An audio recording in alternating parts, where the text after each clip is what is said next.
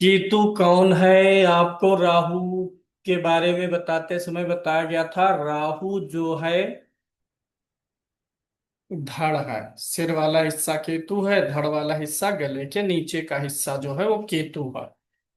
तो अब जो केतु है तो उसके पास सिर नहीं है, आंख नहीं है। चूंकि अमृत पान किया है तो जीवित है, यानी चेतना उसके अंदर है। जो जीवित है वहां उसके अंदर चेतना है।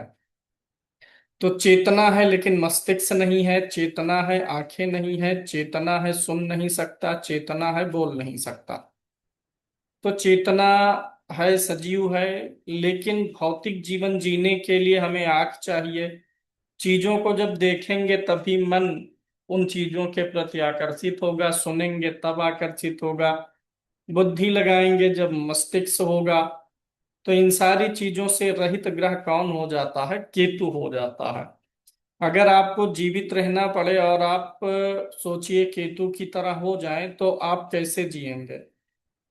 आप देख नहीं सकते, सुन नहीं सकते, बोल नहीं सकते, चल सकते हैं तो कैसे जिएंगे? आपके जीने का सबसे बड़ा सहारा क्या बनेगा? आपका कॉन्फिडेंस। आप जो कुछ करेंगे वो सिर्फ अपने कॉन्फिडेंस पे और ईश्वर के भरोसे करेंगे। यानी आपका सबसे बड़ा भरोसा अपने ऊपर और ईश्वर के ऊपर हो जाएगा। भैया देख नहीं पाएंगे जब और रास्ता चलना है तो कैसे चलेंगे? कि हम तो चले जाएंगे ईश्वर के भरोसे। हम इतना पक्का भरोसा केतु का है कि हम जहां जाएंगे वो सही ही होगा। वो ईश्वर हमें गिरने से बचाएगा, इतना तगड़ा भरोसा है उसका। क्योंकि देखना है नहीं, कोई बताए भी चिल्ला के ये रुको सामने जो है ट्रेन आ रही है, तो सुनाई भी नहीं देना है, कान भी चला गया। तो इसलिए केतु ने क्या किया? अपने आप को समर्पित कर दिया। कहाँ? ईश्वर को। तो ईश्वर को समर्पित कर दिया पूर्ण रूप से, क्या हो गया? इसी को संत बोलते हैं। और सारे विकारों की जड़ कहाँ पर है? यही गले के ऊपर है। गाली देंगे किसी को, अपशब्द बोलेंगे तो किसकी जरूरत है? मुख की। अपशब्द सोचेंगे, बुरा सोचेंगे तो सोचने के लिए ब्रेन चाहिए। गलत देखना, अच्छा देखना, देख करके माया में फंसना, उसके लिए आंख चाहिए। तो इसके पास कुछ है नहीं। इसीलिए केतु को कौन सा ग्रह कहा गया है? मुक्ति का ग्रह कहा गया है। ईश्वर पे इसका दृढ़ विश्वास है, इसका अपने ऊपर दृढ़ विश्वास है। और इस प्रकार से यह मुक्ति का ग्रह बनता है, क्योंकि सारे विकारों से जो मुक्त है वो क्या है? संत है, साधु है। तो केतु एक संत ग्रह है, साधु ग्रह है। अच्छा, इसको देखिए। मुक्ति का ग्रह है, संत है, साधु है, सन्यासी है। लेकिन है पार्ट राहु का ही। ऊपर का हिस्सा क्या है? राहु। तो यही यहां पर इंडिकेशन मिलता है क्या? कि जब व्यक्ति चीजों को अपनी नजर से देखना बंद कर दे। अपनी आंख नहीं है केतु के पास, उसके पास ईश्वर रूपी आंख है। ईश्वर के ऊपर पूरा भरोसा है कि मैं जो चलूंगा अपने आप ईश्वर मुझे सही रास्ते पर ही मेरे पैर पड़ेंगे। तो इसलिए क्या है, ऊपर का हिस्सा सिर, आंख, ब्रेन, कान, ये सब क्या करता है? मनुष्य को उलझाता है। इन्हीं से मनुष्य किस में जाता है? विकारों में जाएगा। अरे भाई, पैक बनाएंगे और पिएंगे सोमरस तो मुख चाहिए। किसी को गाली गलौज देंगे, श्राप देंगे, आशीर्वाद देंगे तो मुख से बोलेंगे। मनोरंजक चीजें देखना है, सुंदर चीजें आपको कब लगेंगी? जब आप देखेंगे तभी कोई चीज सुंदर और खराब लगेगी। तो आंख भी नहीं है। कोई गाली दे रहा है, आपकी प्रशंसा कर रहा है, दोनों का फर्क आपके ऊपर नहीं पड़ता, क्योंकि आप सुन ही नहीं सकते। तो आपको कौन गाली दिया, कौन प्रशंसा दिया, खत्म। यानी केतु बता रहा है कि जब हम सारे विकारों से मुक्त हो जाते हैं, यानी आंखों से देखना बंद कर दें। यानी कोई चीज अच्छी है, बुरी है, किसी भी चीज के दो ही मैटर होते हैं। हम देखते क्या है? पॉजिटिव और निगेटिव, अच्छा और बुरा, हम यही देखते हैं। ना कोई चीज हम अच्छा देखें ना बुरा। यानी जो कुछ भी दिखाई दे वह ना तो अच्छा लगे हमें ना बुरा लगे। हम जो कुछ सुने ना हमें उस पे कोई फर्क ही ना पड़े कि हम अच्छा सुन रहे हैं, बुरा सुन रहे हैं, कोई गाली दे रहा है। हम किसी को कुछ बोले ही ना, अच्छा बुरा, यानी एकदम से क्या हो जाए? न्यूट्रल हो जाए। तो केतु यही न्यूट्रल हो चुका है। आप उसको गाली देंगे, जरा सा भी उसके मन पे असर नहीं पड़ेगा। आप उसकी प्रशंसा करेंगे, जरा सा भी फर्क नहीं पड़ेगा। तो केतु के ऐसा नहीं है, केतु सुन देख बोल नहीं सकता। उसने नेचर बनाया कि मुझे किसी चीज से कोई फर्क नहीं पड़ेगा। यहाँ पर प्रतीकात्मक रूप से लीजिए कि केतु के पास आंख मुंह नाक कान नहीं है। नहीं है का मतलब इन सारे अंगों का वह प्रयोग ही नहीं करता है। तो जो इन सारे चीजों से मुक्त हो गया, वो क्या हो गया? न्यूट्रल हो गया, तटस्थ हो गया एकदम से। ना अच्छे से मतलब, ना बुरे से मतलब। तो वह व्यक्ति क्या हो गया? कर्मों से मुक्त हो गया। और कर्मों से मुक्त हो जाने पर ही जब आप किसी भी चीज पर प्रतिक्रिया देते हैं, तो कर्म का निर्माण होते चला जाता है। तो इसीलिए केतु मोक्ष का कारक ग्रह बना। मोक्ष का कारक ग्रह इसलिए मत मानिएगा कि वो विवश हो गया है, नहीं, उसने अपने आप को बना ही ऐसा लिया है। हाँ, एक चीज है, केतु को भटकता हुआ ग्रह कहते हैं। अब ये बताइए, अगर केतु साधु है, सन्यासी है, तो सन्यासी का गुण क्या होता है? सन्यासी का गुण है सुरेंद्र जी की वह हमेशा क्या करे? चलता रहे। हमेशा, कहते हैं ना, एक कहावत था, बहता पानी रमता जोगी, ना। तो जोगी जो है, उसे हमेशा रमते रहना चाहिए, उसे एक स्थान पर नहीं रुकना चाहिए। तो केतु के पास पैर है। हाँ, केतु के पास सिर, आंख, नाक, कान नहीं है, लेकिन पैर है ना। तो इसलिए केतु हमेशा क्या करेगा? चलता रहे। तो केतु हमेशा चलने वाला ग्रह है, भटकता ग्रह है। और इसको आप उपमा किस चीज से, इसकी उपमा किस चीज से है कि केतु संत है, और संत को हमेशा चलते रहना चाहिए। अब ये प्रसंग श्रीमद् भागवत महापुराण में भी आता है, सुखदेव जी के लिए भी आता है। सुखदेव जी कभी एक स्थान पर टिके ही नहीं, हमेशा चलते रहे। क्यों चलते रहे? भागवत जैसे महापुराण का प्रचार प्रसार देना, और इतना विद्वान आदमी दे, तो उस विद्वान के पीछे बहुत से लोग पढ़ेंगे। तो बहुत से लोग जब पढ़ेंगे तो क्या होगा? उनको प्रशंसा मिलेगी, उनको लोगों का ध्यान आकर्षण मिलेगा। कुलदीप जी, जब लोगों को प्रशंसा मिलती है, ध्यान आकर्षण मिलता है, तो उसमें पुरुष भी होंगे, स्त्री भी होंगे, और लोग अपनी तरफ खींचने का प्रयास करेंगे। तो इसीलिए सुखदेव जी हमेशा चलते रहते हैं। कभी एक स्थान पर उतने देर ही रुकते थे जितनी देर उनको कथा करनी होती थी। शेष अगले दिन वो निकल जाते थे। तो संत साधु का काम यही है कि वो रुके ना, चलता रहे। अगर कोई साधु संत रुकेगा तो वो माया में फंसेगा।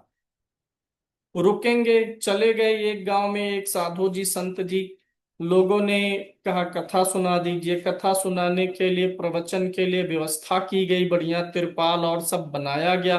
फिर ये अब हुआ कि भोजन की भी व्यवस्था हो जाए। थोड़े दिन बाद ऐसे व्यवस्था होते होते ये हुआ कि अब यहाँ पे तिरपाल हटा देते हैं, महात्मा जी आपके लिए, और एक छत बना देते हैं। छत बन गया। छत अब बन गया तो ये क्या हो रहा? उनका जीवन अस्थायित्व में आ रहा। धीरे धीरे उनको छत चाहिए, फिर धीरे धीरे और दास उनको चाहिए, सेवक चाहिए। ऐसे वो जो साधुत्व का गुण था, जो हमेशा चलते फिरते ईश्वर के गुणगान करते थे, अब उनका ध्यान किस पे आ जाएगा? मैनेजमेंट पे आ जाएगा। क्योंकि अब लोग उनसे जुड़ रहे हैं, तो लोगों पे ध्यान जाएगा, सबकी व्यवस्था देखेंगे। भोजन की व्यवस्था देखनी पड़ेगी कि हाँ, अब 10 लोग हैं तो कल लोग क्या खाएंगे, आज क्या खाए। और जब अकेले थे, चल रहे थे, तो कोई फिक्र नहीं थी, जहां शाम हो गई वहीं पर मांग के खा लिए। तो संत के लिए रुकना जो है ये मनाही है। संत जैसे रुकेगा, थोड़े समय बाद प्रसिद्ध हो गए, अच्छे हो गए, तो पता चला कि क्या हो गया, एक स्थान पे रुके हैं, कि मोह में फंसे और किसी कन्या से या किसी स्त्री से विवाह भी कर लिए, बच्चे हो गए, गए थे संत बनने, और अब हो गए पूर्ण रूप से गृहस्थ। अब शुरू हो जाएगा वहां पर आडंबर। तो इसीलिए प्राचीन काल में साधु ऋषि मुनि रुकते नहीं थे, हमेशा चलते थे। आपने ये भी पढ़ा है, सुना है, देखा है कि नारद जी हमेशा गतिशील रहते हैं। नारद जी कभी रुकते नहीं हैं। वो यही कारण है नारद जी नहीं रुकते हैं। नारद जी को पता है कि जहां पर ज्यादा रुकना शुरू होगा, रुकेंगे तो व्यवस्थाएं शुरू हो जाएंगी। ऐसे तो सबका घर अपना घर है, जहां रात हो गया, वहीं पर किसी की रसोई से भोजन मांग के खा लिए, फिर चल दिए अगले दिन। सबकी रसोई मेरी रसोई, सबका घर मेरा घर है, लेकिन जब रुकेंगे तो सबका मेरा नहीं रह जाएगा, तब मुझे खुद व्यवस्था करनी पड़ेगी। तो केतु वो हमेशा चलता रहता है, इसीलिए ताकि उसका संतत्व भंग ना हो, वह माया में ना फंसे, एक स्थान पे टिकेगा तो फंसेगा। तो इसलिए केतु जो है हमेशा चलाता रहता है, गति का कारक हो जाता है। अब इस गति के कारक को आप गति वाली चीजों से भी जोड़ सकते हैं।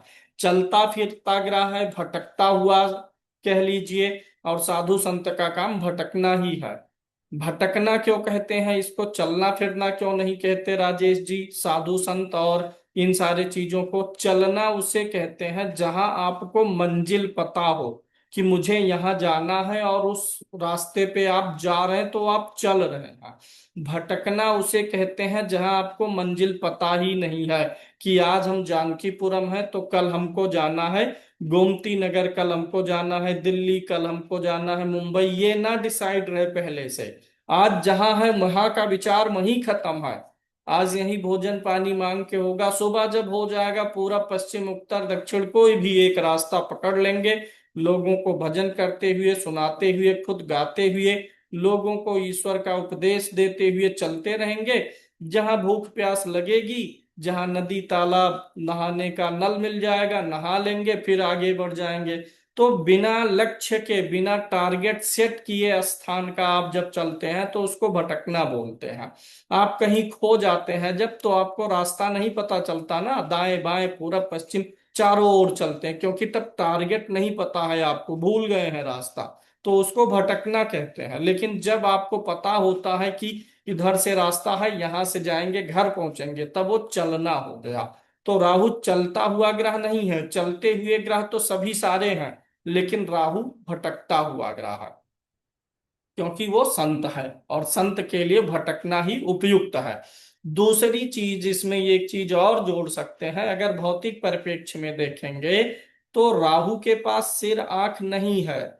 तो जिसके पास सिर वाला हिस्सा नहीं है तो उसका चलना भटकना ही हुआ, क्योंकि वह चीजों को देख नहीं रहा है, वह रास्तों को देख नहीं रहा, वो सिर्फ भरोसे पर कदम बढ़ा रहा है, रास्ता ना दिखता है ना उसे मंजिल दिखती है, तो इसलिए भी वह भटकता हुआ ग्रह। इसीलिए बहुत बार कुंडली में राहु चूंकि आध्यात्मिकता भौतिक आध्यात्मिकता वाला ग्रह है, भौतिकता से मुक्त है, मोक्ष का ग्रह है, तो इसीलिए राहु के चीजों से लोग परेशान रहते हैं। कुंडली के जिस भाव में बैठता है उस भाव से संबंधित चीजों में परेशानी क्यों आती है, क्योंकि ये हम कुंडली के उस भाव से डिमांड क्या करते हैं, भौतिक चीजें। और केतु जो है वो भौतिक चीजें देने वाला ही नहीं है, क्योंकि उसका कोई अपना टारगेट है ही नहीं, वह तो सिर्फ भटकता रहेगा, उसकी कोई गति एक समान बनने वाली नहीं है। तो इसलिए केतु जिस भाव में बैठता है उस भाव से जुड़े हुए भौतिक दुख आपको मिलेंगे। कब तक मिलेंगे? जब तक आप उस भाव के लिए एकदम निश्चिंत नहीं हो जाएंगे। जब केतु एकदम से निश्चिंत हो चुका है, उसे कोई फिक्र ही नहीं है कि मैं चलूंगा, मैं भटकूंगा, चलता रहूंगा, मैं कुएं में गिरूंगा कि मैं गड्ढे में गिरूंगा, इस बात की फिक्र छोड़ चुका है। और जब इस बात की फिक्र छोड़ चुका है, तब अब वह क्या हो गया है? ईश्वर समर्पित हुआ है। और ऐसे में जब हम ईश्वर समर्पित होते हैं, तब ईश्वर हमारा हाथ पकड़ता है। तो ईश्वर ने केतु का हाथ पकड़ लिया है। कब पकड़ लिया है? जब केतु सारी चिंताओं से अपनी पूरे फिक्र को खत्म कर दिया है। तो केतु जिस भाव में हो उस भाव का फिक्र करना आपको छोड़ना पड़ेगा। जब आप उस भाव का फिक्र करना छोड़ देंगे, उस भाव को समर्पित कर देंगे, तो समझ लीजिए अब उस भाव में केतु को ईश्वर संचालित कर रहा है।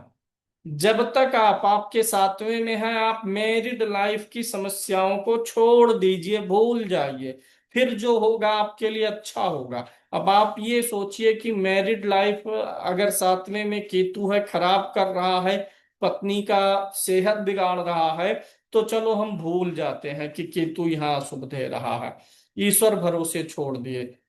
तो क्या ईश्वर भरोसे छोड़ दिए तो हमें फल अच्छा मिलेगा? कहाँ आपने छोड़ा? जब आपके मन में ये भावना फिर आ ही गई कि क्या फल अच्छा मिलेगा, तो यानी अभी भी आप चिंतन कर रहे हैं, तभी तो ये बात आ रही है मन में। आपके द्वितीय भाव में है और आपने सोचा चलो द्वितीय में राहु को छोड़ देते हैं ईश्वर पे, आज से मैं धन की कुटुंब की चिंता ही नहीं करूंगा। तो आपने छोड़ दिया, 15-20 दिन छोड़े, फिर कहे ये तो हम छोड़ दिए थे चिंता करना लेकिन धन नहीं आया। तो आपने छोड़ा ही कहाँ, 20 दिन बाद फिर वही तो सोच रहे हैं। यानी अंतर मन में वो चीज है। तो इस और मनुष्य इन चीजों से मुक्त हो नहीं पाता जल्दी, बड़ा मुश्किल है कि उस चीज को भूल करके पूर्ण समर्पित हो जाए। तो थोड़ा बहुत ट्राई करने से भी रिजल्ट मिलता ही है। थोड़ा निश्चिंतता भाई, उस केतु जिस भाव में है उस भाव के बारे में बहुत सोच रहे हैं, तो कम करिए सोचना, कम सोचिए, उसकी फिक्र कम कर दीजिए, सोचिए लेकिन फिक्र कम कर दीजिए, तो भी कुछ अच्छा हो जाएगा। दसम में केतु है, कैरियर हमेशा क्या रहेगा, भटकता हुआ रहेगा कैरियर आपका। कभी इधर से उधर कैरियर की दिशा और गति आपको पता ही नहीं चलेगी भाई। राहु है ना यही ग्रह कि उसकी कोई दिशा और गति है ही नहीं, कब किधर मुड़ जाए। तो दसम में है तो आपके कैरियर की दिशा और गति आपको खुद नहीं समझ में आएगी। आपने शुरू किया था कोई काम जिंदगी में, फिर उसको बदले, फिर बदले, ऐसे चेंजेस आते रहे। तो चीजें बदलती रहती हैं, केतु जिस भाव में होता है। अभी भाव में जिसमें होता है उस पे आते हैं, थोड़ा सा और पढ़ लेते हैं केतु के एट्रीब्यूट्स को, गुणों को। अभी भाव में 12 भाव में मैं एक एक संकेत दे दूंगा, हालांकि भावफल में इसके बारे में विस्तार से बात करेंगे। अभी हम राहु ग्रह के स्वभाव के बारे में ही बात कर रहे हैं। तो राहु ग्रह क्या होता है, राहु को पूर्व जन्म का भी ग्रह कहा जाता है, पूर्व जन्मों के कर्म का ग्रह केतु है। राहु कहीं कहीं भी इससे निकल जाए मुंह से तो उसको केतु समझिएगा, ठीक है। आज राहु महाराज ज्यादा कल वाला हमको लग रहा है, कल दिमाग में राहु महाराज बस गए हैं। तो अगर केतु आपका जो है पूर्व, अगर आप हमेशा हर काम में कोई भी काम करते हैं और वहां पर आपको डर लगता है, चिंता लगती है, आप बार बार किसी एक ही कर्म में फंसे हुए हैं, एक ही चिंता में फंसे हुए हैं, तो इसका कारण केतु है। पूर्व जन्म के कर्मों को लेकर के वर्तमान में केतु ही आता है। तो अगर आप कोई कार्य कर रहे हैं, उस कार्य को लेकर के बार बार आपके मन में संशय आता है, भय आता है, उसी चीज पे चिंतन लगा हुआ है, तो केतु कह रहा है त्यागिए, इस भाव के कर्मों के बारे में सोचना त्यागिए। क्योंकि केतु ही पूर्व जन्म में कुछ अधूरे कर्मों को यहाँ पर लाया है, जिसे आपको पहले ही त्यागना था, नहीं त्याग पाए हैं, तो इस जन्म में आपको त्यागने की कला को सिखाएगा। तो अगर बार बार कहीं मन अटक रहा, किसी एक चीज में मन फंस रहा है, तो आप समझ लीजिए ये केतु के कारण है। और केतु के कारण है, जिसके कारण है वही आपको उस बंधन से मुक्त करेगा, जो बांधता है वही खोलता है। तो केतु ही आपको इस बंधन से मुक्त करेंगे। केतु की ना कोई चाहत है ना कोई इच्छा है, इसीलिए केतु मोक्ष है। मोक्ष का भाव कुंडली में कौन सा होता है, 12वां होता है। 12वां भाव मोक्ष का भाव है और केतु मोक्ष का कारक ग्रह है, इसलिए 12वें भाव का केतु मोक्ष दिलाने में मदद करता है। 12वां भाव यूनिवर्सल व्यय है, हर भाव से 12वां उस भाव के लिए व्यय होता है। जैसे नवम भाव भाग्य का है तो भाग्य का व्यय कौन सा हुआ, अष्टम भाव हुआ। लेकिन 12वां भाव लगन से 12वां यूनिवर्सल, यानी जो चीजें लगन से जो भाव है वो यूनिवर्सल है, सार्वभौमिक, वो हर स्थिति में हर क्षेत्र में काम करती हैं। लगन आप स्वयं है, लगन का कारक कौन है, सूर्य है। सूर्य क्या है, आत्मा है। काल पुरुष की कुंडली की आत्मा कहाँ है, लगन में है। और 12वां भाव व्यय का है, आत्मा का व्यय यानी मोक्ष, आत्मा व्यय हो जाए तो 12वां भाव व्यय का है। भोग भी कौन करता है, आत्मा भोग करने के लिए जन्म लेती है और मोक्ष की भी इच्छा रखती है, तो इसीलिए 12वां भाव भोग भी है और 12वां भाव मोक्ष भी है। अब लॉजिक क्या दे देखिए, कितना सुंदर तरीका है, भोग और मोक्ष दोनों का भाव यही है। क्योंकि बिना भोग के कोई इंसान रह ही नहीं सकता है। पैदा होते ही आपको भोग चाहिए। किस चीज का भोग चाहिए? दूध पिएंगे पैदा होते ना, आहार लेंगे कुछ ना कुछ, कि पैदा होते कह देंगे नहीं हम तो सन्यासी, हम मोक्ष पाने के लिए आए हैं, दुग्ध पान नहीं करेंगे, तो मरेंगे, अकाल मृत्यु, फिर जन्म होगा। तो इंसान को भोग कोई कितना ही महान क्यों ना हो, पहले उसकी आत्मा भोग करेगी ही करेगी। कुछ भी इस संसार से आपने ग्रहण कर लिया तो वो भोग ही है। इस संसार में उपस्थित दुग्ध पान आप पहली बार किए तो वो भोग है। पृथ्वी की हवा पानी आपने ली, सांस लिया, तो वो भोग हो गया। तो भोग के बाद ही मोक्ष आता है। यानी बिना भोगों को भोगे आप मोक्ष नहीं प्राप्त कर सकते हैं। यानी राहु एक साधन है, राहु बुरा ग्रह नहीं है। राहु ही वह है जो आपको केतु तक पहुंचाता है। पहले चीजों को देगा, आप इस्तेमाल करो, भोग करो, ताकि उनके प्रति भोग से क्या उत्पन्न हो, और इच्छाएं उत्पन्न हो, और इच्छाएं उत्पन्न हो। लेकिन हर चीज की एक सीमा होती है, और उस सीमा के बाद इंसान भोग के अलावा क्या ढूंढने लग जाता है? शांति की तलाश करने लग जाता है। तो जहां पर राहु के भोग का चरम शुरू होता है, वहीं से शांति की तलाश शुरू होने लग जाती है, और फिर वही राहु किस में बदल जाता है? केतु में बदल जाता है। ऐसे भी इन जनरल आप जानते हैं, अगर हम किसी भी चीज के बारे में बहुत ज्यादा परेशान हो जाते हैं, सोचते हुए विचार करते हुए किसी चीज में बहुत उलझ चुके होते हैं, तो अंत में हम निर्णय क्या करते हैं कि अब इस चीज से हमको अपना पीछा छुड़ा लेना है। अब इस चीज से हमको क्या हो जाना है? दूर हो जाना है। भाई मीठा खूब खाए, बहुत पसंद आया, डायबिटिक हो गया, अब समस्याएं उत्पन्न हुई, तो अब आपको चीनी छोड़ देनी पड़ती है। तो राहु वही है, दे दे करके उससे फिर आपको तकलीफ होने लग जाएगी, आप बेचैन हो जाएंगे, फिर आप क्या करेंगे? उस चीज को छोड़ने पर लग जाएंगे। छोड़ना ही क्या है? केतु है। चीनी आपने छोड़ दिया तो आप चीनी से क्या हो गए? मुक्त हो गए। किसी भी चीज से मोक्ष मतलब सिर्फ ये मत समझिएगा कि जो जीवन और मृत्यु के बंधन से मुक्त होना वही मोक्ष है। जीवन में हर दिन हर समय हमारा मोक्ष होता है। जब भी आप जीवन में कुछ भी छोड़ते हैं, त्याग करते हैं, तो वहां पर केतु ही होता है। आपको वहां पर मोक्ष ही मिल रहा होता है। और केतु जबरदस्ती मोक्ष दिला दिया, किससे? चीनी से। अब आपको चीनी नहीं खानी है, शुगर से मोक्ष करा दिया। ऐसे बहुत सारी चीजें हैं। आप कर्ज में फंसे हुए हैं, बिना केतु के चाहे आप कर्ज से मुक्त होंगे ही नहीं। क्योंकि मुक्त करने का ग्रह, मुक्त माने मोक्ष, मुक्त करने का ग्रह कौन सा है? केतु है। केतु ही चाहेगा तो आपको क्या करेगा? कर्ज से मुक्त करेगा, मोक्ष दिलाएगा। कर्ज से, बीमारी से युक्त है, परेशान है, तो बीमारी से मुक्ति पाने का साधन कौन उपलब्ध कराएगा? केतु उपलब्ध कराएगा। बीमारियों से मुक्त हुए तो भी मोक्ष हुआ। किस चीज का मोक्ष हुआ? आपके बीमारियों का मोक्ष हुआ। बीमारियों से पिंड छूटा, पीछा छूटा। तो यहां भी केतु एक्टिवेट है, हर जगह केतु जो है एक्टिवेट ही रहता है।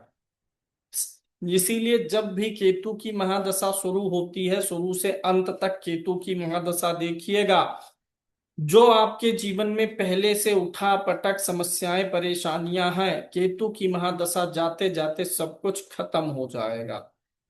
पुराने सारे बंधनों को ये काट देगा, उनसे मुक्त कर देगा। तो केतु की एक ये विशेषता आपको लिखनी है कि केतु की दशा में आपको अपनी पुरानी सभी समस्याओं से, परेशानियों से मुक्ति मिल जाती है। वह आपका टेस्ट ले चुका होता है। अब वो दशा आएगी जीवन में कि नहीं, यह भी मैटर करती है। क्योंकि हर ग्रह की दशा व्यक्ति के जीवन में आ भी तो नहीं पाती है, क्योंकि सारी दशाएं मिलके 120 साल की हैं। अब केतु के एक विशेष गुण की हम बात करते हैं। केतु जहां भी होता है, जिस ग्रह के साथ में होगा, जिस भाव में होगा, जिस भाव के साथ, भावेश के साथ, भाव के स्वामी के साथ बैठा होता है, वहां डेंट लगाता है। डेंट लगाता है यानी वहां पे कुछ ना कुछ आप समझ लीजिए डिटैच करता है, अलगाव करेगा या तो कट करेगा। दूर करने का, अलगाव का, डेंट लगाने का भी ये काम करता है। जहां आप चिपकेंगे अधिक केतु, वहीं पर ये काटेगा, क्योंकि वैराग्य है, काटना है, इसे मुक्त करने का ग्रह है। अब ये जहां भी बैठेगा वहां पर डेंट होगा। एक फलादेश सूत्र जो आप आजमाएंगे, ज्यादातर कुंडलियों पे आपको सही मिलेगा। आवाज ठीक नहीं जा रही है क्या? कट कट के आवाज जा रही है? जिनको कट के जा रही है उनके में प्रॉब्लम हो सकता है। डेंट जो है, डेंट माने निशान, चोट, चपेट, खरोच। खरोच को डेंट बोलते हैं। लोग गाड़ी चलाते हैं ना, तो गाड़ी जब कहीं थोड़ा बहुत लड़ भिड़ जाती है तो कहते हैं डेंट आ गया। टेढ़ा मेढ़ा होना, कटना, टूटना, फटना, इसको डेंट बोला जाता है। तो अब इस सिद्धांत से हमारे पास तीन सूत्र मिलते हैं। क्या? जिस भाव में बैठा है उस भाव से संबंधित दूरी, अलगाव या कट। अब दूरी, अलगाव या कट का भी दो नियम है। कुंडली के हर भाव से सुनील जी दो प्रकार की चीजें विचारी जाती हैं। एक तो सजीव, एक तो निर्जीव। जैसे चौथा भाव जो है गाड़ी का भी है, भूमि का भी है, और चौथा भाव माता का भी है। तो जो निर्जीव चीजें हैं उनसे अक्सर दूर करता है, और सजीव चीजें जो है उसमें अक्सर डेंट लगाता है, यानी कट पिट करता है। उनसे भी दूर ही करता है एक प्रकार से। भाई आपके किसी के शरीर में कोई, मान लीजिए कुछ मस्सा है, तिल हो गया, बड़ा सा कुछ हो गया, लिल्ला हो गया, आप उसको काट के अलग किए तो अलग ही तो कर रहे हैं। तो इस प्रकार से कोई भी चीज खुद से अलग होना, या आप उस चीज से दूर जाएं तो भी अलग होना माना जाएगा, सिर्फ काट के ही अलग नहीं हुआ जाता। तो यहां पर केतु जहां बैठेगा, एक तो भाव की आप संज्ञा ले लीजिए।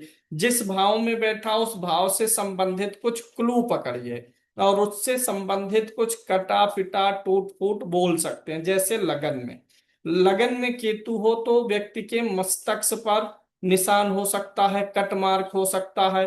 कट मार्क के अलावा दूसरा भी कोई निशान हो सकता है। डेंट माने कट के ही निशान लगे, ये नहीं है।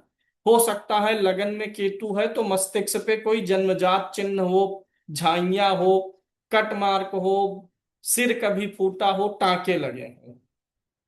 तो प्रैक्टिकली ये चीज समझ में आती है कि केतु जहां है वहां पे कटा हो, टांके लगे हों, डेंट आया हो। तो लगन में होगा तो सिर और मस्तिष्क के लिए बोलेंगे। लगन में होने पर अक्सर बचपन में चीजें हो जाती हैं। कब? अच्छा, अगर किसी का केतु लगन में है तो इसका मतलब क्या हुआ कि जब उस व्यक्ति का जन्म हुआ है, जिस तारीख को हुआ है, उस तारीख को राहु का गोचर कहाँ था? उसके लगन में था। कुंडली मतलब जब आप जन्म ले रहे हैं उसी दिन का गोचर ही तो होता है। संदीप जी, जिस दिन पैदा हुए उसी दिन का गोचर क्या बन जाता है? हमारी कुंडली बनती है। तो लगन में अगर केतु का गोचर लंबा बचा रहा होगा, 18 महीने चलता है, तो मान लीजिए कि 2 महीने उस राशि में रहा है, तो अभी कितने महीने बचे हैं? 16 महीने बचे हैं। जब आप 16 महीने के हो जाएंगे तब केतु राशि बदलेगा। तो अगर ज्यादा गोचर बचा हुआ है तो बचपन में ही सिर फूट गया होगा, चोट लग गई होगी। तो लगन में केतु हो तो सिर, माथे के आसपास में डेंट निशान बोलना चाहिए। द्वितीय में हो तो, द्वितीय भाव होता है जीभ का, मसूड़े का और तालू का। तो द्वितीय भाव में केतु के होने से व्यक्ति को दांत मसूड़ों की समस्याएं आती हैं। बोलने का तरीका आपको खुद डिसाइड करना पड़ेगा, आपको अपनी प्रिडिक्शन का वे खुद डिसाइड करना पड़ेगा। अब द्वितीय में केतु होता है तो आप ऐसा थोड़े बोल देंगे कि आपकी जीभ कट गई है, उसकी जीभ कट के आधी हो गई है, प्रिडिक्शन गलत।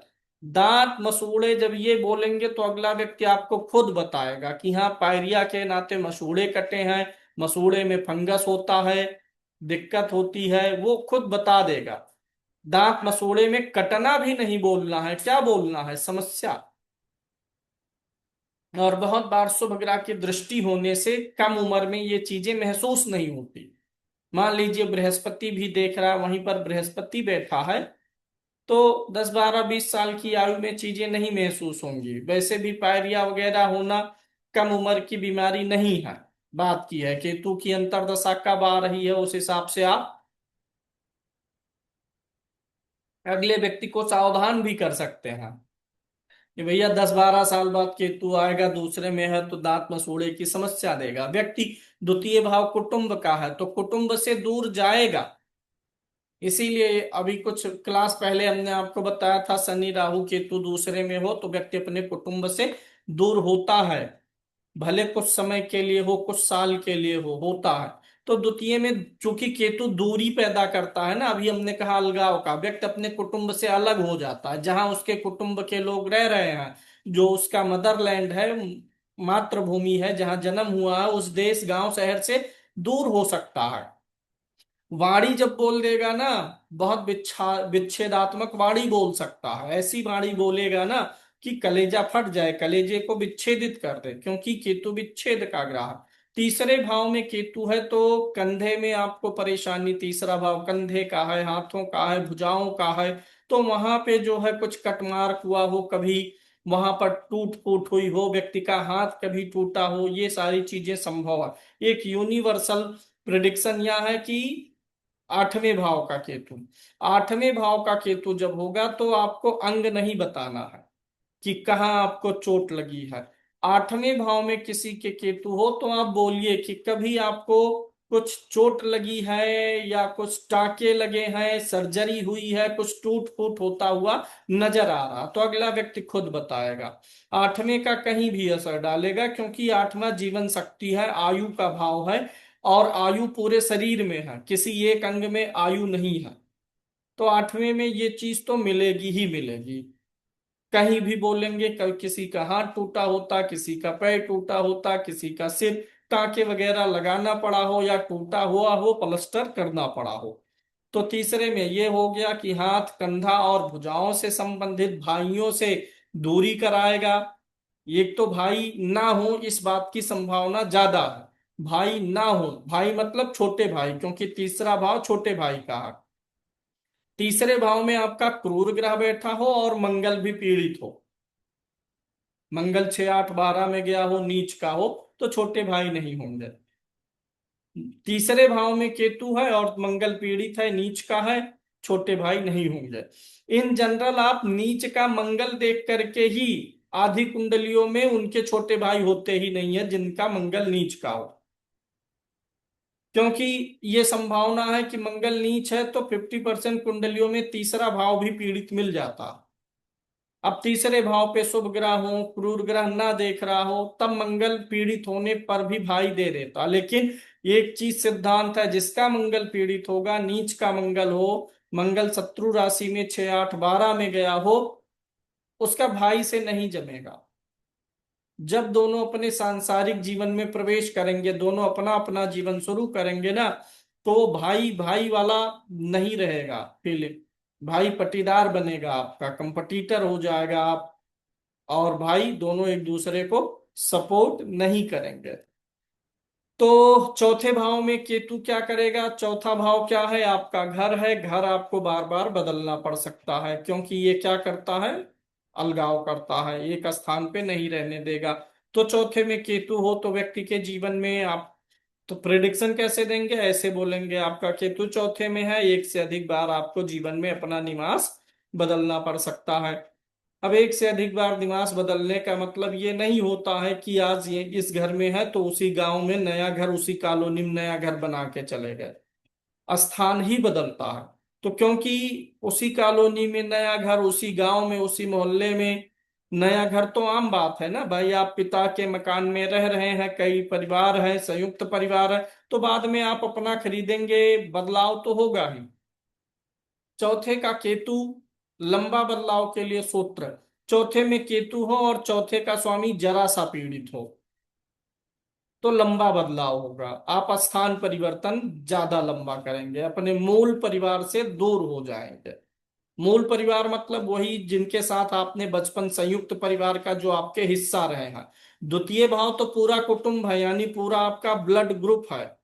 आपकी वंशावली में जो लोग हैं, चाचा, काका, ताऊ, ये सब। और चौथा परिवार जिनके साथ जन्म लेने पर आपका संयुक्त परिवार रहा है, यानी आपके पिता, उनके भाई लोग, ये सब आते हैं चौथा परिवार। बाद में फैमिलीज अलग हो जाती है, द्वितीय में तो पूरा कुटुंब है। तो चौथे में अगर केतु है तो आप क्या बोल सकते हैं, स्थान परिवर्तन बोल सकते हैं। चौथे में अगर केतु है तो थोड़ा सा अगर चंद्रमा पीड़ित है तो माता की सर्जरी, क्योंकि चौथा भाव माता का है, चंद्रमा माता का कारक ग्रह।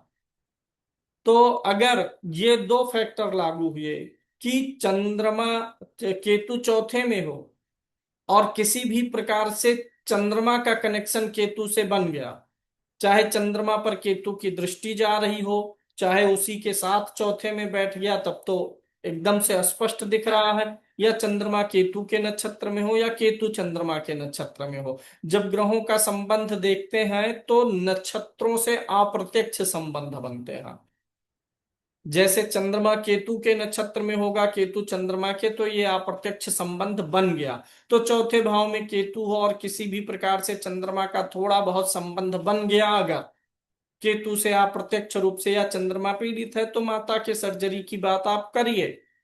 जो आप ये देखते हैं कि कोई एस्ट्रोलॉजर जब ये कुंडली देख रहा है सामने वाले की, और उसके बारे में दो चार पांच बातें बता देता है ऐसे, तो आप भी सोचते हैं कि ये कैसे बता दिया। आप भी कंसल्ट करते होंगे, कोई बोला आपके माता की सर्जरी हुई थी, आपको लगा कि हाँ इनको पता चला, आप आश्चर्यचकित होते हैं।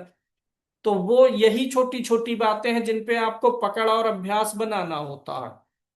कोई आपको पूरा हिमालय पर्वत नहीं उठाने की जरूरत है, सिर्फ उसमें से एवरेस्ट उठा लीजिए।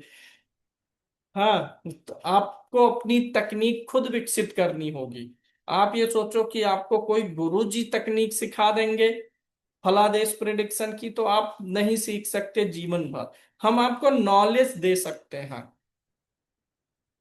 ठीक है। स्कूल, कोचिंग, कॉलेज, हर कोई चीज क्या करेगा, जहाज बनाने की तकनीक सिखाएगा, पार्ट्स पढ़ाएगा, असेंबल करना सिखाएगा। वास्तव में जब आप जहाज बनाने जाओगे, तब आपको अपना तरीका विकसित करना कि आप पहले इंजन का सेटअप करोगे, कि पहले उसकी पंखी बनाओगे, कि पहले बैठ के उड़ लोगे तब डिजाइन करोगे। तो केतु अगर चौथे में है तो व्यक्ति अपने जन्म स्थान से कटता है, स्थान परिवर्तन होता है। अब अगर आपको सवाल आ जाए, क्या सवाल आ जाए, कि स्थान परिवर्तन का सवाल आ जाए कि कब मेरा स्थान परिवर्तन होगा, मैं कब वहां पर जाऊंगा, मैं मुंबई से पुणे कब जाऊंगा, शिफ्ट कब होऊंगा, तो ये सब सवालों के लिए आपको क्या देखना है, दो चीजें। गोचर में केतु कब चौथे भाव को प्रभावित कर रहा है, गोचर का केतु चौथे भाव को प्रभावित करे। दूसरी चीज, अगर कुंडली में केतु चौथे भाव में है या चौथे भाव को देख रहा है, तो उसकी अंतरदशा जब आएगी तब व्यक्ति ट्रांसफर हो जाएगा, स्थान बदल जाएगा। बहुत बार लोग स्थान नहीं बदलना चाहते हैं, लेकिन अगर चौथे में केतु है, दृष्टि है, अंतरदशा आ रही है, तो बोलिए, तो वो स्थान परिवर्तन होगा। दूसरा, चौथे भाव का स्वामी अगर पीड़ित हो, बलवान नहीं करता है चेंजेस, पीड़ित। बलवान क्या करता है, वो आपको ऊपर उठाता है, वैसे चेंजेस नहीं करेगा। जैसे आप छोटे शहर में हैं, चौथा भाव बलवान होगा, तो छोटे से समय के साथ वो बड़े शहर में, फिर और बड़े शहर में, फिर और बड़े शहर में अपने आप लेके जाएगा, जो कि एक प्रक्रिया है, आपको पसंद भी आती। लेकिन बहुत बार क्या होता, लोग नहीं बदलना चाहते, ट्रांसफर हो जाता है नौकरी में। तो वो कब होता है, जब चौथे भाव पीड़ित था। चौथे भाव को जो ग्रह पीड़ित कर रहा होगा वही स्थान परिवर्तन कराएगा। जिस ग्रह की नीच वाली दृष्टि चौथे भाव पर गई है, उसकी अंतरदशा, मान लीजिए बृहस्पति आपका 12वें भाव में बैठा है और आपकी चौथे भाव में मकर राशि है, तुला लगन की कुंडली हुई आपकी, और चौथे भाव में 10 नंबर की गिनती है, बृहस्पति 12वें भाव से दृष्टि डाल रहा अपनी नीच राशि को। तो अब जब बृहस्पति की अंतरदशा आएगी तो चेंज हो सकता है स्थान परिवर्तन। चौथे भाव का स्वामी पीड़ित होगा तब होगा, केतु का गोचर होगा तब होगा, केतु कुंडली में ही चौथे भाव को प्रभावित कर रहा हो तब उसकी अंतरदशा में होगा। जो आपके चतुर्थांश कुंडली का D4 का लग्नेश है या लगन में जो ग्रह बैठा है, उसकी दशा अंतरदशा में स्थान परिवर्तन हो सकता है। अब आपके D4 कुंडली के लगन में मंगल नीच का है या कोई भी ग्रह नीच का है, सवाल आपसे पूछा गया है कि स्थान परिवर्तन कब होगा, तो देख लीजिए D4 के लगन में कौन सा ग्रह बैठा, कोई क्रूर ग्रह हो, नीच का हो, शत्रु राशि का ग्रह हो, तो उसकी अंतर्दशा में हो सकता है। तो चौथे का केतु क्या करता है, स्थान परिवर्तन कई बार कराता है। चौथा भाव आपके गाड़ी का है, मोटरसाइकिल हो, कार हो, कुछ भी हो, तो चौथे भाव का केतु क्या करता है, आपके गाड़ी पे डेंट लगा के रखेगा, खरोच लगा के रखेगा। चौथे भाव में केतु है, गाड़ी पे डेंट है, कुछ बिगड़ा हुआ है, नहीं कुछ होगा, एक इंडिकेटर फ्यूज है, कुछ ना कुछ ऐसा हुआ पड़ा रहेगा। तो क्या करेंगे, गोचर का क्लास चलेगा, आगे तो बताएंगे मयंक जी, परेशान ना होइए। गोचर वर्तमान में ग्रह जिन जिन राशियों में चल रहे हैं उसे गोचर बोलते हैं। फिलहाल अगर अभी पढ़ते समय आपको कुछ ना समझ में आए, गोचर क्या है, चतुर्थांश क्या है, तो चिल करिए। हाँ, बोलते हैं लोग ना, कोई दिक्कत होने पर जस्ट चिल, तो चिल करिए, भी आगे ये सब पढ़ाया जाएगा तब समझ में आएगा, और जिनको आ रहा है समझ में ठीक है। तो चौथे में केतु है, तो गाड़ी में कोई डेंट है, खराबी है, तो सब कुछ मेंटेन करने के चक्कर में ना रहिए, है तो रहने दीजिए, एक स्क्रैच है पड़ा रहने दीजिए, एक इंडिकेटर लटका हुआ है, टूटा हुआ है, रहने दीजिए, सब कुछ मेंटेन करेंगे तो फिर दोबारा लग जाएगा। कुछ नहीं हो, बार बार हो रहा, परेशान है, तो मोटरसाइकिल का एक शीशा उखाड़ के रख दीजिए, जिससे चेहरा देखते हैं उसको उखाड़ दीजिए, और जिससे सड़क देखना है उसको लगाए रखिए। तो ये भी एक रेमेडी होता है, टोटका है, कि केतु रहेंगे तो डेंट देंगे, तो लाइए हम अपनी तरफ से ही डेंट कर लेते हैं। तो ये सब चीजें होती हैं। अगर पंचम भाव में है तो व्यक्ति की क्या होती है, बुद्धि जो होती है वो थोड़ी सी अलगाववादी होती है। पंचम भाव प्रेम का है, जिसके केतु पंचम में हो उस व्यक्ति को प्रेम करने के लिए बोल दीजिए, वो व्यक्ति प्रेम नहीं कर पाएगा, प्रेम करेगा, लेकिन उसका प्रेम जो है ये भौतिक प्रेम नहीं होता है, वो आध्यात्मिक प्रेम होता है। उसे ईश्वर से प्रेम करने के लिए बोलिए, वो करेगा, भौतिक चीजों से नहीं करेगा। अगर उम्र और समय के अनुसार कोई गर्लफ्रेंड बन भी गई उसकी, तो वो उसको सिर्फ ज्ञान देता हुआ फिरेगा, मोक्ष है माया, ये मोक्ष की तरफ बढ़ो, त्यागो, क्या रोज रोज गिफ्ट उपहार मांगती हो, ये सब नश्वर चीजें हैं, वो इसे छोड़ के चली जाएगी उनको। प्रेम से याद आया, पंचम भाव प्रेम का है, ठीक है। किसी की भी कुंडली देख करके ये अनुमान तुरंत लग जाता है कि इस व्यक्ति, जैसे आजकल इन सब चीजों पे सवाल आते हैं और लोग पूछते भी हैं, माता पिता भी पूछते हैं कि गुरुजी देख लीजिए कि लड़का जो रिलेशनशिप में कब आएगा, इसको तो अभी तक कोई लड़की नहीं मिली, ये किसी लड़की से बात नहीं कर रहा है, कैसे इसका शादी विवाह होगा। तो पंचम भाव को देखिए, अगर किसी का पंचम भाव पीड़ित है तो वह व्यक्ति प्रेम नहीं कर पाएगा। अगर पंचम भाव में नीच का ग्रह है तो समझ जाइए अभी प्रेम की अभिव्यक्ति खत्म है, प्रेम में इसको कोई पसंद नहीं आएगा, कोई पसंद भी आएगा तो इतना देर करेगा कि तब तक दूसरा कोई पसंद करके प्रपोज कर चुका होगा। आज एक कुंडली आई थी, उसमें पंचम भाव का स्वामी कौन है, चंद्रमा था। पंचम भाव का स्वामी चंद्रमा द्वितीय भाव में सूर्य के साथ हस्त है। तो उनकी माता जी से हमने कहा, चूंकि विवाह का समय चल हो गया है उनका, तो हमने कहा कि इनके विवाह का तो एक तो समय अभी आ गया है, एक या तो हाल फिलहाल में हो जाएगा, नहीं तो फिर 2 साल के लिए प्रतीक्षा करनी पड़ेगी। अब हमने कहा कि, उन्होंने फिर कहा देखिए लव मैरिज होगा, कारण तब हमारा ध्यान गया कि हाँ पंचम भाव को कनेक्ट करे साथ में से, तो पंचम और सप्तम तो कनेक्ट बहुत नहीं था डायरेक्टली, लेकिन पंचम का स्वामी वही चंद्रमा अस्त था। हम कहे इनको कोई पसंद भी अगर आ जाएगा तो ये उससे बोलने में इतना समय ले लेंगे कि तब तक वो अगला मूव ऑन कर जाएगा। तो उन्होंने कहा कि हाँ इसको एक लड़की पसंद आई है, 4-5 महीने से हम बता रहा था अपने भाई को, हमने सुना है, लेकिन अभी उस लड़की से इसने नहीं कहा है, डर रहा है कि बोलेंगे तो पता नहीं वो हाँ करे ना करे, या पहले से वो रिलेशनशिप में, इस चक्कर में वो 5-6 महीने से नहीं बोल रहा। तो हमने उनको बताया देखिए इनका चंद्रमा अस्त है, वो भी पंचम भाव का स्वामी होकर के, चंद्रमा वैसे भी अभिव्यक्ति का ग्रह है, भाई भावनाओं को निकालेगा कौन? चंद्रमा। और ये पंचम का स्वामी है। तो प्रेम के मामलों में तो ज्यादातर इनको इनकी अभिव्यक्ति नहीं बनेगी। तो हमने कहा जब तक ये सोचेंगे तब तक जो है वो किसी के साथ घर न बसा ले, इतना लंबा सोचने में। तो उन्होंने कहा क्या किया जाए, तो हमने उनको मोती के लिए सलाह दिया। चंद्रमा अस्त है, कारक ग्रह है, लगन का मित्र है भाई, पंचमेश है तो कारक ग्रह है ना। तो यहाँ पर मोती पहनने से थोड़ा सा सुधार आएगा। तो अगर पंचम किसी का पीड़ित है, शनि वहां पर नीच का है पंचम में, वह व्यक्ति कभी विश्वसनीय प्रेमी हो ही नहीं सकता है। कोई भी ग्रह नीच का पंचम में है तो वह विश्वसनीय प्रेमी नहीं होगा। पंचम भाव पीड़ित है तो वह विश्वसनीय प्रेमी नहीं हो सकता। अगर वो उसकी अपनी लव लाइफ भी बनती है ना, तो वो ज्यादा दिन नहीं चलेगी, टिकेगी नहीं। जब भी गोचर में वह ग्रह घूम के वहां आ जाएगा तो फिर ब्रेकअप करा देगा। ब्रेकअप के भी सवाल आते हैं ना। तो इसको कैसे देखेंगे? पंचम भाव को देखिएगा, पंचम भाव के स्वामी को देखिएगा। अगर पंचम भाव अच्छा है, स्वामी अच्छा है, तो ब्रेकअप की संभावनाएं कम रहती हैं।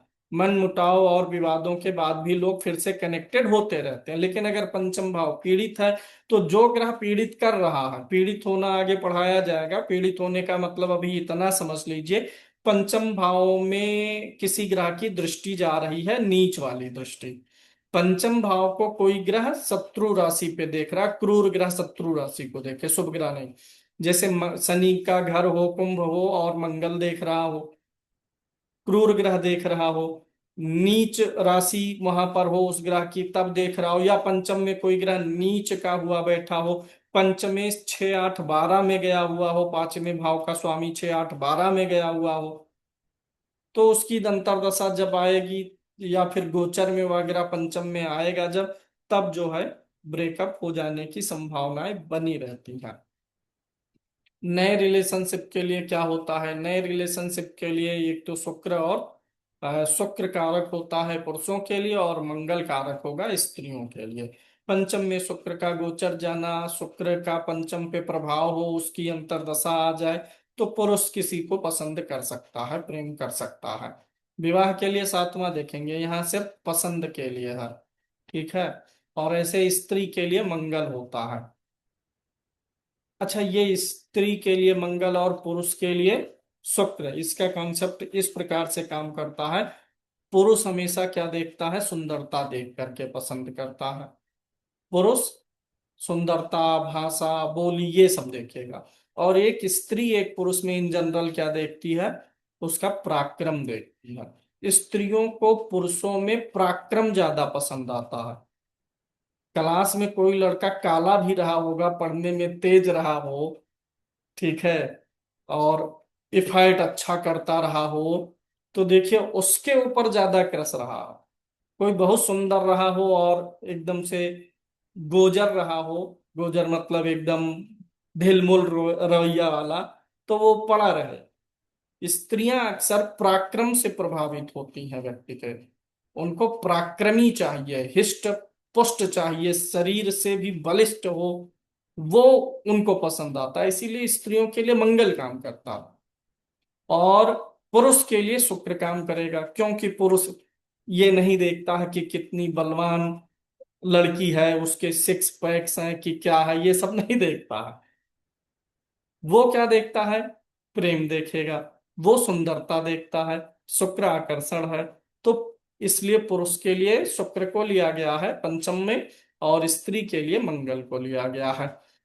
तो केतु अगर पंचम में है तो वो प्रेम वगैरह में थोड़ा सा गड़बड़ी ही करेगा, जल्दी कनेक्ट नहीं होने देगा, और जब भी गोचर में पहुंचेगा तो अगर कोई है तो वहां से खत्म भी करेगा। केतु की अंतर्दशा आ जाएगी और केतु का पंचम से संबंध है तो ब्रेकअप ही होगा। छठे का थोड़ा सा ठीक मान लिया जाता है, क्योंकि छठा भाव किस चीज का है? रोग का है, ऋण का है, शत्रुओं का है। तो इन सारी चीजों से आपको दूर रखने का प्रयास करता है। लेकिन छठा भाव शरीर में आंतों का है, तो वहां पे थोड़ा सा शरीर के अंगों में आंत की प्रॉब्लम दे दे। जो स्त्रियों में गर्भाशय वाला एरिया है, वह एरिया जो है केतु का है, तो वहां पर प्रॉब्लम, चीर फाड़, सर्जरी वगैरह दे सकता है। सप्तम में है तो सप्तम क्या आ जाता है कि आपका पत्नी से अलगाव, दूरी पैदा करे। सातवां भाव उन चीजों का है जो चीजें आपके लाइफ को शेयर करने आती हैं। तो जब सप्तम में केतु होता है तो व्यक्ति अपनी लाइफ को किसी को बहुत ज्यादा शेयर नहीं करता है, अपने जीवन में किसी को बहुत ज्यादा घोलता नहीं है। पत्नी हो या पति हो तो उनको भी उतना ज्यादा स्पेस नहीं देता। सातवें का केतु मतलब ये सही शब्द है कि जीवन में जिन लोगों से गठजोड़ होता है उनको स्पेस कम देता है, टाइम उनको कम देगा। पार्टनर से एक प्रकार की दूरी रखेगा, वो बिजनेस पार्टनर ही क्यों ना हो। पेशाब से जुड़ी हुई समस्याएं होंगी। सप्तम भाव आपका यूरिन वाला जो पार्ट है शरीर में वह अंग हो जाता है। तो यूरिक एसिड बढ़ना, पेशाब में जलन होना, और उम्र के साथ जो है पुरुषों में पोस्ट्रेट की समस्या का बढ़ना। पेशाब या पोस्ट्रेट की समस्या सातवें का केतु भी बढ़ाता है, आठवें का भी केतु बढ़ाता है। आठवें में केतु है तो सार्वभौमिक रूप से आप कहीं भी उस व्यक्ति के शरीर में कोई दिक्कत परेशानी आई रही हो, ये चीज आप बोल सकते हैं। कोई ना कोई एक बार व्यक्ति टूटा होगा, फूटा होगा, टाके लगे होंगे, प्लास्टर चढ़ा होगा, इनमें से कुछ ना कुछ हुआ होगा, आठवें पे बोल सकते हैं। पाइल्स की भी थोड़ी समस्याएं हो सकती हैं अगर आठवें में केतु हो उसके ऊपर किसी भी एक। अच्छा, ये बात और तगड़ी हो जाएगी, अगर किसी भी भाव में केतु है उस पे एक पाप ग्रह की दृष्टि आई तो उस अंगों में पीड़ा, कटन फटन सड़न जलन जरूर देगा। द्वितीय भाव में केतु है, एक क्रूर ग्रह देख दिया, तो जब यह योग एक्टिवेट होगा तो जिंदगी भर मुंह की पीड़ा चलेगी, दांत मसूड़ों की चलेगी। हो सकता है दांत आपके पूरे झड़ जाएं, आपको आर्टिफिशियल दांत लगवाना पड़े। द्वितीय भाव आंखों का भी है, केतु बैठा है, एक पाप ग्रह देख लिया तो आंखों की सर्जरी हो जाए, उस भाव से विचार अड़िए चीजें। अब चौथे में अगर केतु बैठा है, एक क्रूर ग्रह देख दिया तो स्थान परिवर्तन बार बार होना ज्यादा संभावी हो गया, माता की सर्जरी ज्यादा संभावी हो गई, माता से दूर हो जाना, माता से रिश्ते बिगड़ जाना। और सातवें में केतु है, ये क्रूर ग्रह देख दिया तो जीवन साथी का ऑपरेशन होना ही होना है। इसलिए सातवें में केतु होता है तो क्या बोलते हैं कि आपके पत्नी का कोई ना कोई ऑपरेशन हुआ है। या फिर दूसरा, सातवें में केतु और क्रूर ग्रह देख दिया तो ऑपरेशन से ज्यादा संभावना है कि उनके वैवाहिक जीवन का ही ऑपरेशन हो गया हो, अलगाव की संभावना बहुत बढ़ जाएगी, मैरिड लाइफ ही ऑपरेट हो गई है तो दोनों लोग। नवम में जाएगा तो पिता की आपके कोई ना कोई एक सर्जरी हुई हो। नवम में जाएगा तो आपको क्या करेगा, आध्यात्मिक ज्यादा बनाएगा, मोक्ष मार्ग की तरफ ज्यादा ले जाएगा, क्योंकि अब अपने पसंद के भाव में है केतु। केतु जिन चीजों को रिप्रेजेंट करता है उन चीजों का भाव नवा भाव है। किस चीज का है, ब्लेसिंग्स का है, ईश्वर कृपा का है, गुरु कृपा का है। ये जो हम कृपा प्राप्त करना चाहते हैं, आशीर्वाद प्राप्त करना चाहते हैं जीवन में, जिन चीजों का सबसे इच्छा क्या रहती है, पिता का आशीर्वाद मिल जाए, गुरु का आशीर्वाद मिल जाए, और किसी भी साधु संत का आशीर्वाद मिल जाए, तो ये उन्हीं सब चीजों का भाव है। तीर्थ स्थान है, धाम है, तो ये केतु यहाँ पर होने पर आध्यात्मिक उन्नति अच्छी दे सकता है। और थोड़े समय तक व्यक्ति धर्म से विमुख होगा। जैसे लोग धर्म से विमुख समझ लेते हैं लेकिन वो वास्तव में धर्म से विमुख नहीं रहता। नौवें का केतु जब होता है तो लोग जिस प्रकार से धर्म और आध्यात्म को देखते हैं केतु नजरिया बदल देता है। लोग, नौवें में केतु है तो लोग क्या कहेंगे, बहुत पूजा कर लो, बहुत पाठ कर लो, अगरबत्ती जला लो, तो बहुत आध्यात्मिक है आप, धार्मिक है, पूजा। लेकिन केतु इन चीजों को बदलता, केतु कहता नहीं, पूजा नहीं करना है, पाठ नहीं करना है, सत्य को जानना है, मोक्ष उसे चाहिए। भाई पूजा पाठ और ये सब करके हम देवताओं को प्रसन्न क्यों करते हैं, उनकी ब्लेसिंग लेने के लिए। केतु कहता ब्लेसिंग नहीं चाहिए, मत कृपा करिए, हमको मोक्ष चाहिए, हमको मुक्त होना है सब चीजों से। और जब कृपा आप चाहेंगे तो आप मुक्त नहीं होते हैं, आप फंसते हैं। अगर आप इंद्र देवता को प्रसन्न कर लेंगे तो वो आपको कुछ वरदान देंगे, आपको कुछ मिल गया जीवन में, आपको कार मिल गया, आपने प्रसन्न कर लिया, भगवान ने आपको कार गिफ्ट कर दी। हाँ, मेहनत किया आपने, परिश्रम किया, उसकी इच्छा थी, आप बना ले गए। अब कार मिलने से आप मुक्त होंगे कि और फंसेंगे, और फंसेंगे ना। कार अब आपको मेंटेन रखने के लिए, चलने के लिए उसमें क्या करना, डीजल पेट्रोल, ड्राइवर रखना, तो और फंसते चले गए। तो केतु कहता नहीं, हमको चाहिए नहीं कुछ। नवम भाव का केतु इसीलिए पूजा पाठ और इन सब चीजों से थोड़ा दूर भी करता, अलग प्रकार की आध्यात्मिक सोच देता है। वो किसी से कुछ मांगता नहीं है, मांगने वाली भक्ति उसकी नहीं होती। हाँ, कृपा करिए कि हम सब चीजों से मुक्त रहें। तो इसलिए कभी कभी नवम भाव के केतु के होने से व्यक्ति को लोग आडंबरी बोल देते हैं। अरे ज्ञान की बात तो बहुत बड़ी बड़ी करता है ये आदमी, ऐसे बोलता है जैसे कोई बैरागी बोले, कोई साधु बोले, लेकिन सुबह नहाता नहीं है। मतलब वो जो एक प्रक्रिया है, तंत्र है आध्यात्मिक बनने का, उसमें केतु नहीं जाता। वो फकीर है। और फकीर के लिए नियम क्या है, वो सुबह ही स्नान करे, कोई नियम नहीं है। जब उसको स्नान करने का साधन मिल जाएगा वो स्नान कर लेगा। जहां उसको जब तालाब मिलेगा, नदी मिलेगा, चलता हुआ है, तब वो स्नान कर लेगा, जहां उसको मिलेगा, जहां जरूरत है।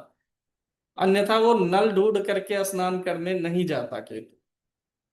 तो दसम भाव में केतु गया है, तब क्या होगा, दसम भाव में केतु है तो आपके कार्यों में बदलाव होगा निरंतर। दसम भाव को देख करके, अब जैसे कि कभी कभी क्या होता है, लोग आश्चर्यचकित हो जाते हैं, जो फलादेश दे दिया जाता है वो 4 महीने बाद फोन करते हैं, अपॉइंटमेंट, गुरु जी आपने कहा था नौकरी बदलेगी, सच में बदल गई, उस समय कोई योग नहीं था। तो हम वो क्यों बोले थे, क्योंकि आपका दसम में केतु था और अगली अंतर्दशा केतु की आने वाली थी। तो हमको पता था आ रहा है तो बदलाव कराएगा आपके नौकरी में, पद पोजीशन में, तो हम बोले थे। 4 महीने बाद हो गया, तब अब वो व्यक्ति आश्चर्यचकित होता, उसको लगता करे भैया ब्रह्मा जी बोल दिए थे, जैसे बोले थे बदलेगा बदल गया। जबकि सरल सा सूत्र है। चीजों को जब आप बहुत कॉम्प्लिकेटेड बनाएंगे तो आप प्रिडिक्शन नहीं कर पाओगे। आप एक चीज लिख के वहीं चिपका लेना कि बहुत कॉम्प्लिकेटेड चीजों को नहीं करना है, हर चीज में डाउट नहीं करना। ये ऐसा है तो अब ये इसके ऊपर ये दृष्टि आ गई, ये राशि नहीं, उस ग्रह का एक स्वाभाविक फल आप जानिए। राशि को अलग कर दीजिए, ग्रह के नक्षत्र को अलग कर दीजिए। हर ग्रह भाव में बैठ करके कुछ यूनिक फल देता है, उसको पकड़िए। अब राशि सिर्फ क्या होता है, राशि नेचर बताती है सिर्फ। राशि सिर्फ क्या बताती है, नेचर, किसका, केतु के फल देने का नेचर बताएगी। दसम में केतु है, नौकरी बदलेगी, आप जीवन में जो काम शुरू करेंगे उसमें सफल नहीं होंगे। पहला काम तो आपका छूटना ही छूटना है, कम से कम 2 काम तो व्यक्ति के छूटते हैं, तीसरे से थोड़ी स्थिरता आती है। क्योंकि 2 जब छूट चुका होता है तो व्यक्ति के अंदर से थोड़ा मोह कम हो चुका होता है। पहली काम शुरू किए, लगाए बिजनेस, खाद का और बीज का शुरू किए, पैसा लगाए, नहीं सफल हुआ, डूबे। अब दोबारा जब करेंगे ना, पहले समय बहुत हौसला उम्मीद था, अरे हम चला रहे हैं, रोज ग्राहक आ जाएंगे, सारे किसान हमारे पास आ जाएंगे। बाद में उम्मीद जब टूटती है, केतु तोड़ता है, तब समझ में आता कि ज्यादा उम्मीद पालना ही बेकार था हमारे लिए। हम तो खाली पॉजिटिव सोच सोच करके बैठे थे, निगेटिव सोचे नहीं। तो व्यक्ति थोड़ा ठंडा हो जाता है उसका अंतर्मन, इसलिए 2 काम बदलने के बाद तीसरे से थोड़ी संभावना बन जाती है। अगली चीज, अगर केतु दसम भाव में और व्यक्ति किसी ऐसे काम में लगा हुआ है जो चलने फिरने से जुड़ा हुआ है, तो सफलता की संभावना बढ़ जाती है। चलने फिरने में आ गया आपका ऑटोमोबाइल आ गया, गाड़ियों के पार्ट्स आ गए, गाड़ी आ गई जो चलती फिरती है, या आप कोई ऐसा काम करते हो जिसमें आपको चलना फिरना पड़ता हो।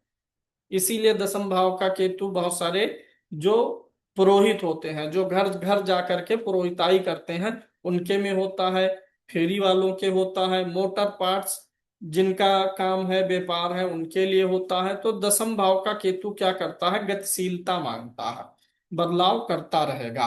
एकादश में ऐसे केतु है तो व्यक्ति की इच्छाओं को जो है तुरंत काटने का काम करेगा। व्यक्ति किसी भी चीज को पाने की इच्छा लगातार अपने मन में नहीं रख पाता है। आज सोचेगा कि मुझे ये गाड़ी चाहिए, ये गाड़ी चाहिए, बड़ी गाड़ी चाहिए, 1 महीने बाद पीछा छोड़ देता है उसका। लगातार एक चीज पर, एक कामना पर वो व्यक्ति टिकता नहीं है और बहुत जल्दी संतुष्ट भी हो जाता है। यानी एकादश भाव का केतु अच्छा है, एकादश भाव का केतु संतुष्ट बनाने में अच्छा है। ऐसा व्यक्ति किसी भी चीज को प्राप्त करने के बाद तुरंत उसकी माया से, मोह से बाहर भी आ जाता है। 12वें भाव का केतु है तो क्या होगा, 12वें भाव का केतु है तो पैरों में कभी चोट, अब 12वें का केतु है, अब उसको देखना पड़ेगा थोड़ा कैसी राशि में है, उसके ऊपर कैसी दृष्टियां जा रही हैं। 12वें का केतु है और थोड़ा उसकी राशि नहीं ठीक है, दृष्टि नहीं ठीक है, तो बोल सकते हैं आराम से। क्या अंतरदशा आ रही, बोलिए भैया पैर से थोड़ा सावधान रहिएगा, पैर पे चोट मोच आ सकती है। 12वां भाव पैर का, कभी पैर वैर पे चोट लगी हो, रास्ता भटके हो, ये सब चीजें हो सकती हैं। तो 12वां भाव भोग का है और फिर मोक्ष का है, तो मोक्ष का ग्रह होके बैठता है तो भोग के प्रति उतनी आसक्ति नहीं देता है, व्यक्ति भोगी नेचर का नहीं हो पाता है 12वें के केतु का। वो आध्यात्मिक नेचर वाला ही ज्यादा होता है, और रात को सोते समय वो ब्रह्मांड क्या है, सत्य क्या है, ईश्वर क्या है, इन सारी चीजों के बारे में भी जानने का प्रयास करता है। इस प्रकार से केतु का सिद्धांत आप लोग और स्पष्ट करिएगा, और केतु का आज यहीं विश्राम देंगे। ऐसे सभी ग्रहों का है, जैसे एक कॉन्सेप्ट है शनि नीच का है तो चश्मा लगेगा, सूर्य नीच का है अगर, और उस व्यक्ति की हड्डी कभी टूट गई अगर, तो हड्डी फिर से सेम प्रकार से नहीं जुड़ेगी, टेढ़ी मेढ़ी जुड़ेगी। तोड़ने का काम तो शनि करेगा, मंगल करेगा, जो कोई भी ग्रह खराब है। लेकिन हड्डी आपकी सही से फिर से जुड़ जाए, उसके लिए सूर्य का अच्छा होना जरूरी है। अगर सूर्य अच्छा होगा तो आमतौर पे हड्डी टूटेगी ही नहीं। इन केस अन्य ग्रह ज्यादा खराब है, टूट भी गई, और सूर्य अच्छा होगा तो वो जोड़ देगा। अरुण वरुण यम, प्लूटो, नेपच्यून, इनके बारे में नहीं पढ़ना है, वो जातक फलादेश में नहीं आते हैं, क्योंकि इनका गोचर एक राशि पे इतने लंबे समय तक रहते हैं कि ये पूरी 12 राशियां पार ही नहीं कर पाते और मनुष्य का जीवन पूरा हो जाता है। मेदिनी ज्योतिष में लेंगे, जब आप देश की भविष्यवाणी करें, राष्ट्र की करें, तो उसमें होता है, वो मेदिनी ज्योतिष में आता है। आजकल टीवी पे देखिए मेदिनी ज्योतिष के लोग आते हैं ना, देश दुनिया की प्रेडिक्शन करते हैं, वो अलग ज्योतिष है। ये जरूरी नहीं है कि जो देश दुनिया की प्रेडिक्शन कर रहा है वो आपकी कुंडली का प्रेडिक्शन अच्छा करेगा, क्योंकि वो अलग ब्रांच है, ये अलग ब्रांच है। अगर व्यक्ति शुरू से उसमें प्रैक्टिस करने में लगा हुआ तो उस पे उसको महारत रहेगी, और अगर जातक फलादेश पर लगा हुआ तो इसमें महारत रहेगी। दोनों में वही मिक्स हो जाता है। अगर किसी का मेदनी बहुत स्ट्रांग हुआ है तो कहीं ना कहीं वो जातक फलादेश में पीछे छूटेगा, और जातक में है तो वो मेदनी में नहीं जाना पसंद करेगा, उलझाव हो जाता है ना। तो लोगों की कुंडली जीवन पे अध्ययन और रिसर्च करने से टाइम मिलेगा तब जाएंगे उस पे। और अगर वहां एक्सपर्टीज आपकी बन रही है तो जब वहां से यहाँ आएंगे तो आपको मजा नहीं आता वो चीज। एक अंदर से आनंद होता है ना, तो जिस चीज में आप एक्सपर्ट होने लगते हो उसी में मजा आएगा। जैसे मेदनी हो गया देश दुनिया की भविष्यवाणी, कि हाँ इस साल दुनिया में ये होगा, देश में ये होगा, राज्य में ये होगा। अब जब उसकी कैलकुलेशन आदमी करने बैठेगा तो दिन भर लगेगा। भाई अमेरिका की प्रेडिक्शन करने के लिए पहले अमेरिका का डेटा निकालेगा आदमी, अमेरिका का मौजूदा समय में राष्ट्रपति कौन है, अमेरिका कब आजाद हुआ था, आज कौन है वहां पर शासन में, सब। तो उसमें जाएगा रिसर्च में पूरा समय। तो जातक फलादेश पे रिसर्च उसका कम हो जाएगा, तो कुंडली कोई दिखाएगा तो उस पे प्रेडिक्शन कमजोर हो जाएगी। हाँ देश दुनिया का पूछेंगे उस पे मजबूती से बता देगा। अगर कोई इसमें मजबूत हो रहा जातक फलादेश में, तो यानी उसका ज्यादातर टाइम इसमें गया है, वहां पर वो कमजोर होगा। मेदिनी ज्योतिष और ये दोनों मतलब ज्यादा अंतर तो नहीं है, चीजों को सिर्फ तुलनात्मक रूप से बदलना। जैसे द्वितीय भाव है कुंडली का, ये क्या दिखाता है? द्वितीय भाव दिखाता है आपका धन। तो किसी देश की कुंडली जब निकालेंगे तो द्वितीय भाव उस देश की आर्थिक स्थिति को दिखाएगा। धन यहां भी, धन वहां भी। दसम भाव क्या दिखाता है? पद प्रतिष्ठा आपका। तो कुंडली अगर किसी देश की बनाएंगे तो उस देश का दसम भाव, उस देश की कुंडली का दसम भाव, देश कितना प्रसिद्ध होगा, समृद्ध प्रभावशाली होगा, पूरे विश्व में उसकी धाक कैसी रहेगी ये बताएगा। और मेदिनी ज्योतिष में नक्षत्र बहुत ज्यादा मायने रखते हैं। मेदिनी ज्योतिष में क्या है देखिए, जातक और मेदिनी में क्या है, अगर आज की तारीख में भारत में कोई ग्रह, चंद्रमा को ही ले लीजिए, आज वृश्चिक राशि में है रात को 8 बजे तक, तो अमेरिका में रात को 8 बजे तक ही वृश्चिक में नहीं रहेगा। वहां आगे पीछे चलेगा 1 2 दिन। आप यहाँ की कुंडली दिल्ली के डाल के बनाइएगा सेम डेट की, और सेम डेट की अमेरिका की डाल के, तो अंतर आ जाता है। नक्षत्र आगे पीछे बदलते हैं, क्योंकि हर नक्षत्र और ग्रहों की राशियां अक्षांश देशांश पे चलेंगी। अगर आज अपने यहाँ स्वाति नक्षत्र होगा, मान लीजिए दोपहर के 2 बजे तक, मैं उदाहरण दे रहा हूं, तो उस समय अमेरिका में भी स्वाति नक्षत्र है ये जरूरी नहीं है। वहां अलग चल रहा होगा, जब वहां का सूर्योदय होगा तब वहां ये नक्षत्र जाएगा। तो इस प्रकार से अरुण वरुण यम को पढ़ने की जरूरत नहीं है। अगर आप मेदिनी पे प्रैक्टिस करेंगे तब आपको पढ़ने की जरूरत पड़ेगी, क्योंकि पृथ्वी की आयु, देश की आयु तो निरंतर चलती रहती है। भले वो 20 साल में 25 साल में एक राशि पार करेंगे तो भी वो चलता रहेगा, लेकिन हमारे लिए वो गति बहुत धीमी हो जाती है, इसलिए नहीं शामिल किया गया है। चलिए, चल रहे हैं पूजा पे, फिर मिलते हैं। अब आपको 9 ग्रह पढ़ा दिया गया है, ठीक है। अब आपको ब्रेक मिलेगा 3 4 दिन का, ताकि ये जो 9 ग्रह आप पढ़े हैं तो 9 ग्रह से विचारणीय विषय आप रिपीट कर पाए। जिनको लग रहा है कि 9 ग्रह से क्या क्या विचार होता है, ज्योतिष समुद्र खोलेंगे उसमें है, कठिन लग रहा मेमोराइज हो पाना, तो हर ग्रह से संबंधित विचारणीय विषय जो पुस्तक में है उसको 10 से 12 बार देख देख करके लिख लीजिए। देख देख करके, ऐसे आंखें खोल के, आंख पे पानी मार करके, तो भी आपको याद हो जाएगा। ऐसे नहीं याद रहेगा, लेकिन जब जरूरत पड़ेगी ना तो तुरंत ध्यान में आ जाएगा, हाँ ये चीज तो हमने पढ़ा था, लिखा था, इस ग्रह से इस भाव से है। तो 10 12 बार लिख डालिएगा, ठीक है।